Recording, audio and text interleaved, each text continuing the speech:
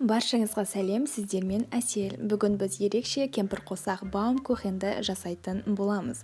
Өте дәмді, ауызда ериді, сондықтан видеоны соңына дейін көріңіздер. Ыдысқа жұмыртқа, құмшекерді салып, винтик арқылы араластырамыз. Үстіне шым-шым тұз, сүт, ерітілген майды қосамыз. Қопсытқышты және ұнды електен өткізіп, қосып, араластырамыз.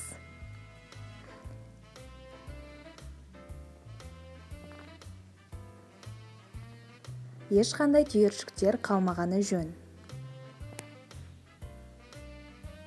6 ыдыс алып, оларды қасық арқылы бөліп шығамыз. Бізге кемпірқосаққа ұқсауы үшін түрлі түсті бояуларды пайдаланамыз.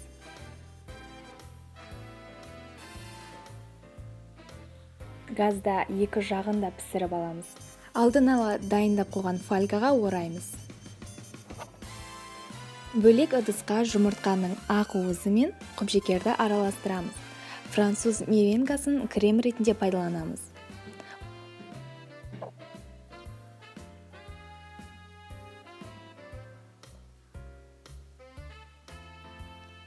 Баум-кухенді кесіп шығамыз.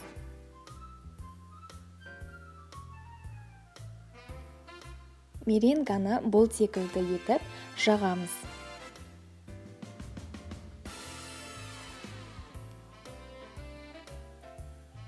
Осылай біздің кемпірқосақ баум-кухен дайын болды. Сіздерге жасап көруге кеңес беремін. Астарыңыз дәмді болсын. Видео ұнаса, лүпіл қойып, пікір қалдырыңыз. Каналға жазылуды да ұмытпаңыздар. Сау болыңыздар.